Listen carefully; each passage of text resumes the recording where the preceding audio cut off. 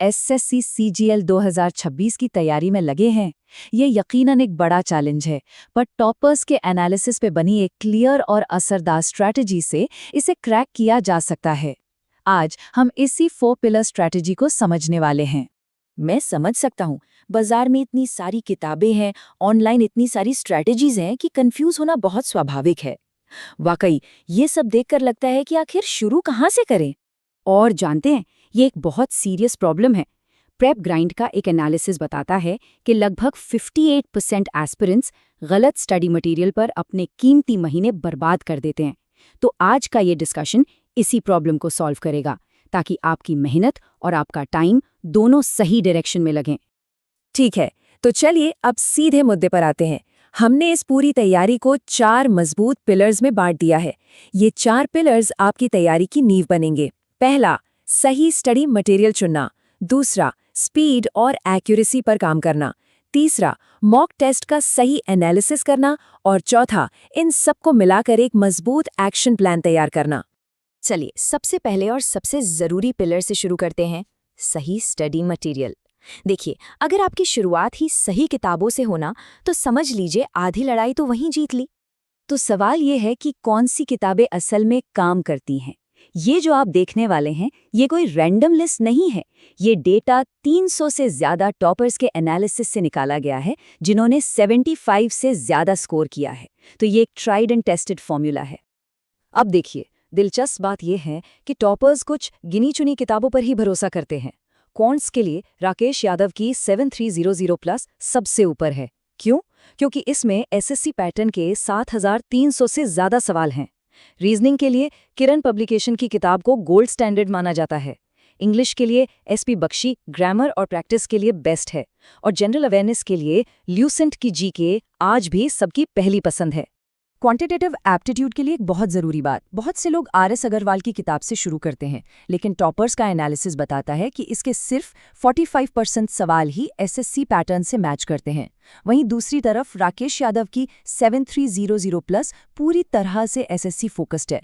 इससे आपका टाइम बचता है और तैयारी फोकस्ड रहती है। तो चॉइस एकदम क्लियर है। किताबें चुनना तो पहला स्टेप था। अब आते हैं दूसरे पिलर पर, स्पीड और एक्यूरेसी। देखिए, एग्जाम में नॉलेज तो चाहिए ही, लेकिन उस नॉलेज को टाइम पर इस्तेमाल करना भी उतना ही ज़रूरी है। और यहीं पर स्पीड का असली खेल शुरू होता है। कैलकुलेशन स्पीड बढ़ाने के लिए ये 20 मिनट का डेली रूटीन जादू की तरह काम करता है। सोचिए, सिर्फ 5 मिनट 50 तक के स्क्वायर्स और 20 तक के क्यूब्स याद करने में, अगले 5 मिनट 25 तक के पहाड़े दोहराने में, और 10 मिनट कॉमन फ्रैक्शंस को परसेंटेज में दिमागी तौर पर बदलने की प्रैक्टिस में। ये छोटा सा इन्वेस्टमेंट आपको एग्जाम में बहुत बड़ा फायदा देगा। स्पीड के साथ साथ एक्यूरेसी भी उतनी ही ज़रूरी है, खासकर इंग्लिश में। स्क्रीन पर एक बहुत ही कॉमन मिस्टेक देखिए, हरी एंड राम इज हियर। ये सब्जेक्ट वर्ब अग्रीमेंट की एक क्लासिक गलती है। और इसका सही रूप है Hari and Ram are here. Rule बहुत सिंपल है। जब दो सिंगुलर सब्जेक्ट्स एंड से जुड़ते हैं तो वर्ब हमेशा प्लूरल होता है।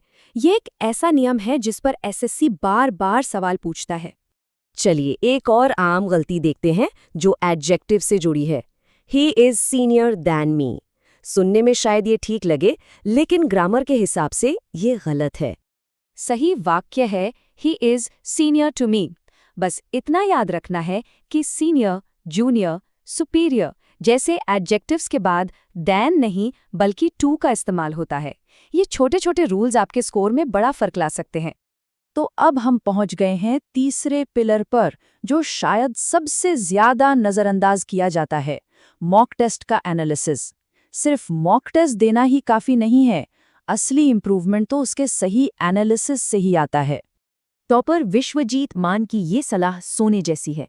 हम अक्सर सिर्फ गलत या छोड़े हुए सवालों को देखते हैं, पर हम उन सही सवालों का एनालिसिस करना भूल जाते हैं जिनमें ज़रूरत से ज़्यादा टाइम लगा। खुद से ये सवाल पूछना बहुत ज़रूरी है, क्या इसे सॉल्व करने का कोई और तेज़ तरीका था? तो एक असरदार एनालिसिस करते कैसे हैं, ये स्लाइड पूरी प्रोसेस बताती है। सबसे पहले गलत और छोड़े हुए सवाल देखिए, फिर उन सही सवालों पर आइए जिनमें टाइम ज़्यादा लगा। मैथ्स के मुश्किल सवालों के स्क्रीनशॉट लेकर रख लीजिए। इंग्लिश में मिली कोई भी नई वोकैब्युलरी या रीजनिंग के नए पैटर्न को एक डायरी में नोट करें। और हाँ, मुश्किल सवालों को पहचान कर छोड़ना सीखना भी एक कला है। और अब आते हैं हमारे आखिरी और चौथे पिलर पर, आपका एक्शन प्लान। ये पिलर पिछली सारी स्ट्रैटेजीज को एक साथ जोड़कर एक क्लियर टाइम बेस्ड प्लान बनाता है। अगर तैयारी के लिए 8 महीने हैं तो ये टाइमलाइन परफेक्ट है। पहले 2 महीने सिर्फ कॉन्सेप्ट्स बनाने पर फोकस करें, अगले 4 महीने जमकर प्रैक्टिस करें और आखिरी के 2 महीनों में सिर्फ और सिर्फ पिछले साल के पेपर्स और फुल लेंथ मॉक टेस्ट पर ही ध्यान दें। ये एक प्रूवन मेथड है। स्मार्ट तैयारी का मतलब ये जानना भी है कि किस टॉपिक पर कितना ध्यान देना है। ये चार्ट इंग्लिश सेक्शन का टॉपिक वाइज वेटेज दिखाता है। जैसा कि आप देख सकते हैं, एरर स्पॉटिंग, क्लोज टेस्ट और वोकैबुलरी, ये तीनों मिलकर ही आधे से ज्यादा पेपर बनाते हैं। तो अपनी एनर्जी को सही जगह लगाना बहुत जरूरी है। रिविजन का सबसे पावरफुल तरीका है एक्टिव रिकॉल। इसका सीधा सा मतलब है कि किसी टॉपिक को पढ़ने के बाद किताब बंद करके उसे याद करने की कोशिश करें। जैसे दिल्ली सल्तनत के बारे में पढ़ा तो आंखें बंद करके सभी राजवंशों को क्रम में याद करने की कोशिश करें। ये टेक्निक इन्फॉर्मेशन को लॉन्ग टर्म मेमोरी में स्टोर करने में कमाल का काम करती है। तो ये है टॉपर्स की 4 पिलर स्ट्रैटेजी। सारी जानकारी अब आपके सामने है। अब एक्शन लेने का टाइम है। 2026 में सफलता का ये सफर आज से, अभी से शुरू होता है। तो आपका पहला कदम क्या होगा, नीचे कमेंट्स में जरूर बताइए।